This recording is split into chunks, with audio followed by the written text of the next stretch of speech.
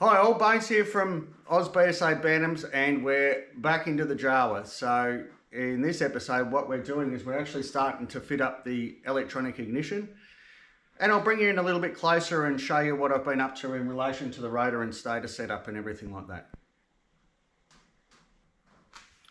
Okay, so our rotor obviously goes onto our stator light. So on this I've machined up a shouldered washer that centralizes it, and the Jawa cranks have got a bolt up the center. So we've got that all sorted out. So it will go on something along the lines of this. And then I've also made up a puller so I can pull that rotor back off the taper. Up here you can see I'm just starting to do my mount plate, and they've got bullet connections, and that way when I get the cable around here I'll cable tie my cable from the stator up in position, and these connectors are all staggered. So I'll mount this up, cut it to the correct lengths, put female connectors on here so they can feed through the hole down here in the engine casing. So there's a rubber grommet that will have to go on first that sits in here to centralize that and hold it off there. But yeah, it's going pretty well, pretty happy. Okay, so I've cut the loom to length. I'm just about to solder up now. So with the bullet connectors, I actually always solder these, and I also solder the bullet connectors as well as crimping them. I just think it's a lot better connection anyway. So we'll get this done, and what else after that? I think this is about as far as I can go because I don't have any reg rectifiers, so we'll get it all fitted up, but we can actually plug it in and see if the unit sparks. So yeah, I might do that. I've got all the wiring loom back together. These wires are for your kill switches. You've got two wires hanging out there for your power output from your reg rectifier. So as I said before, I haven't got the reg rectifier. I'll have to fit that up and then fit these up. So, but all the ignition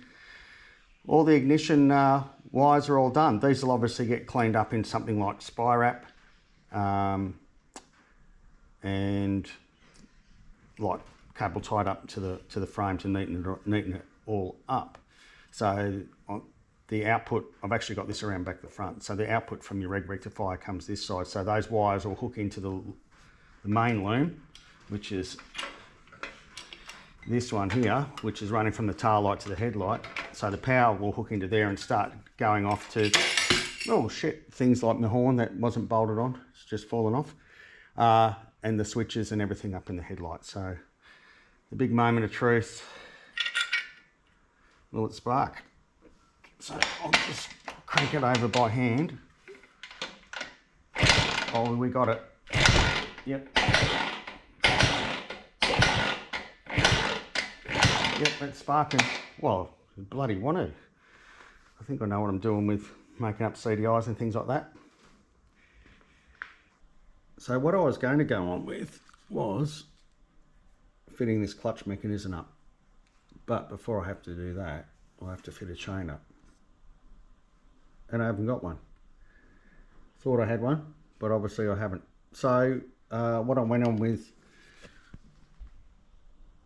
was rebuilding the carby, which is sitting in there under the cover.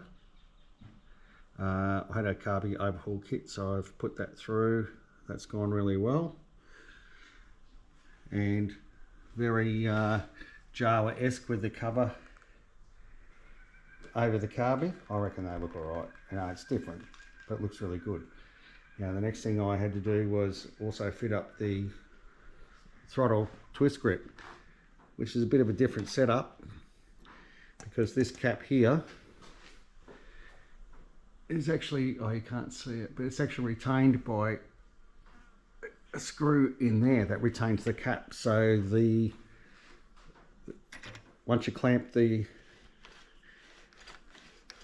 cover on, that sets your end float on your throttle twist grip. That's working really good. So that's about all I can do for the time being until I get a re-rectifier to fit up there and the chain to go on there, so I can put the rest of the mechanism and put that cover on. Obviously before I put that cover on, I'll have to set my timing on the rotor. So because there's no key in it, obviously you set your piston on top dead center, put the rotor in the correct position and lock it all up. But it's progressing and we're getting close. The great thing about Jawa is you can just about buy everything for them. So even these little new rubber bump stops for the seat when the seat goes on, and yeah, so it's good to be making headway. I do have a couple of issues at the front end to sort out.